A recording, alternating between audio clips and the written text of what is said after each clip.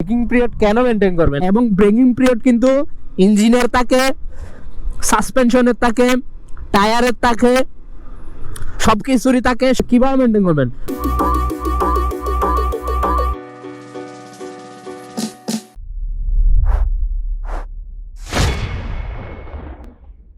Hello বাংলাভাষীর জন্য, welcome to my YouTube channel বাইকওয়ালাইস্তি। আমি আছি আপনাদের সাথে ইস্তিয়াক হাসান, আরো একটা নতুন ফ্রেশ এপিসোডে। আজকে আসলে আমরা যে টপিক নিয়ে কথা বলবো সেটা হচ্ছে ব্রেকিং পিরিয়ড। এই বাইকটা নিছি আজিজ নিচে কতদিন হচ্ছে আপনারা জানেন সবাই, আসলে বেশি দিন হচ্ছে না। এই বাইকটা নিচে খুবই অল্প দিন হচ্ছে। এই বাইকটার টোটাল মাইলেজ হচ্ছে আপনার কত দেখায় 3765 কিলোমিটার। অলরেডি 64 ছিল, এখন 65 কিলোমিটার হয়েছে।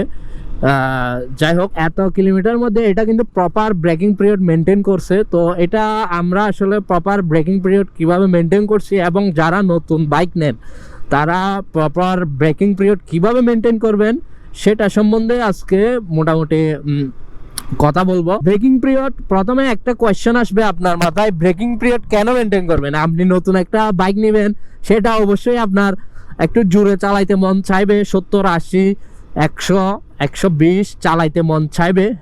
হ্যাঁ চাইবে, কিন্তু এটা নতুন অবস্থায় আপনি চালাইতে মন চাইলেও না চালানোই বেটার। এটা লং টার্মে গিয়ে আসলে আপনি প্রবলেমগুলা ফেস করবেন, আপনি শর্ট টার্মে আসলে বুঝতে পারবেন না জিনিসগুলা।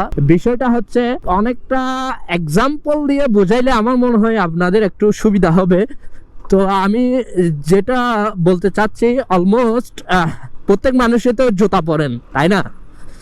জুতা দিয়ে এক্সাম্পলটা দিচ্ছি বোঝার সুবিধার্থে। আসলে আপনারা যখন একটা নতুন জুতা কিনেন, ওই জুতাটা প্রথমে কেনার সাথে সাথে আপনি যে পরিমাণ কমফোর্ট পান, পায়ের সাথে টাইট ফিট হয়ে লেগে থাকে, আপনি পরার সাথে সাথে কিন্তু ওই জুতা দিয়ে কমফোর্টেবলি হাঁটতেও পারবেন না, দৌড়াইতেও পারবেন না। যদি দৌড়াতে যান তাহলে পাটা ছিঁড়ে যাওয়ার সম্ভাবনা থাকে, অনেকের ছিঁড়েও যায়।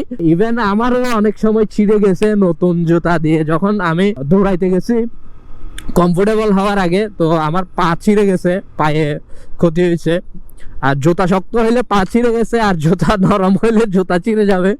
এটাই আমি আসলে এটাই বলতে চাচ্ছি। আসলে বিষয়টা জুতা না, বিষয়টা হচ্ছে আমরা আমাদের ইঞ্জিনের পিস্টন, যেটা পিস্টন থাকে, ইঞ্জিনের হার্ট বলা হয়।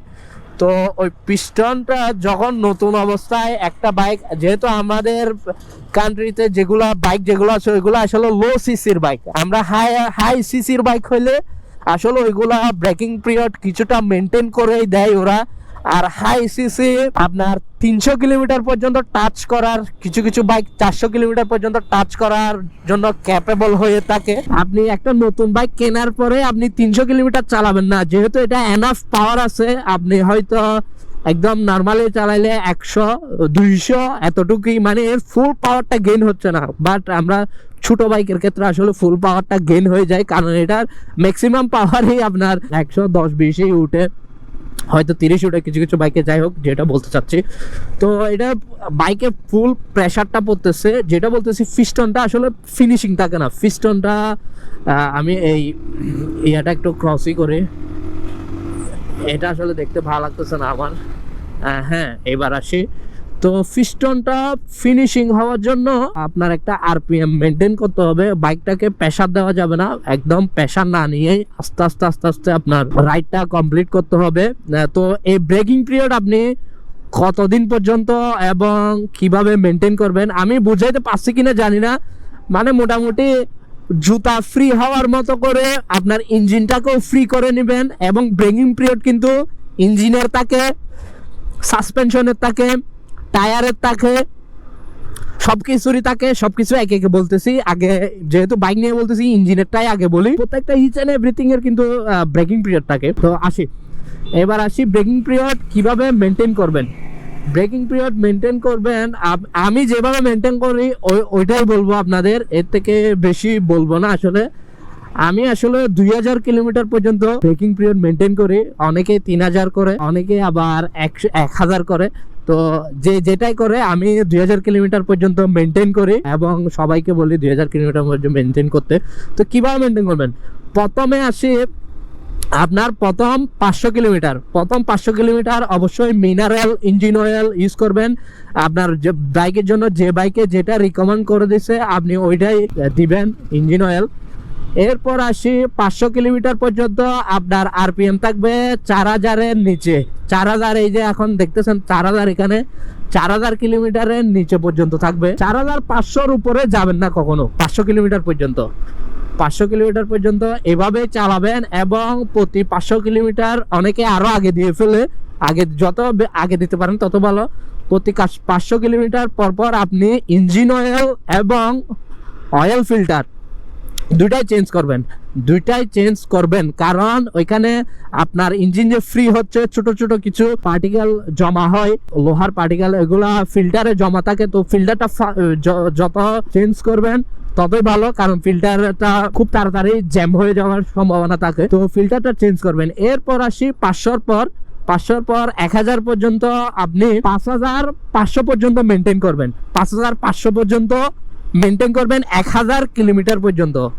এরপর আসি 1000-এর পর আপনি 1000 পর্যন্ত 5500 আরপিএম মেনটেন করবেন। এই যে এখানে আরপিএম আছে, আরপিএম মেনটেন করবেন। এরপর আবার সেম প্রসিডিওর, আপনি ইঞ্জিন অয়েল এবং অয়েল ফিল্টারটা চেঞ্জ করে ফেলবেন। এরপর 1000-এর পর আবার ইঞ্জিন অয়েল দিবেন এবং মিনারেলে থাকবেন, সিনথেটিকে যাওয়ার দরকার নাই 2000-এর আগে। তারপর এটাতে আপনি চাইলে আবার 500 করতে পারেন, অথবা আপনি চাইলে 1000 পরে মোবিলটা চেঞ্জ করতে পারেন, মানে 2000, আপনি 1500-এও চেঞ্জ করতে পারেন, 2000-এও চেঞ্জ করতে পারেন, ওইটা আপনার ব্যাপার। তো আপনি 1000-এর পরে আরপিএম মেনটেন করবেন আপনার 6000-এর উপরে, 6000 পর্যন্ত আপনি যেতে পারবেন। 6000 অথবা 7500 পর্যন্ত আপনি যেতে পারবেন, এটা কোনো সমস্যা নাই। 7500 পর্যন্ত যেতে পারবেন এবং এটা কোনো ল না, এটা কোথাও লেখা নাই, এটা টোটালি আমার স্টাইল বলতে পারেন। এটা আমার স্টাইল, আমি ওই স্টাইলেই করি।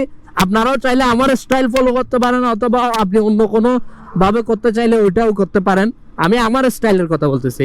আপনি 7000 পর্যন্ত আরপিএম রাখতে পারবেন, 7000-এর উপরে যাবেন না এবং বাইকে প্রেসার দিবেন না 1500 পর্যন্ত। 1500-এর পর গিয়ে আপনি চাইলে চেঞ্জ করতে পারেন মোবিল এবং এয়ার ফিল্টার বলতেছি, মোবিল, ইঞ্জিন অয়েল এবং ইঞ্জিন অয়েল ফিল্টার দুটোটাই চেঞ্জ করবেন। এরপরে 1500-ও করতে পারেন, আবার 2000-ও করতে পারেন।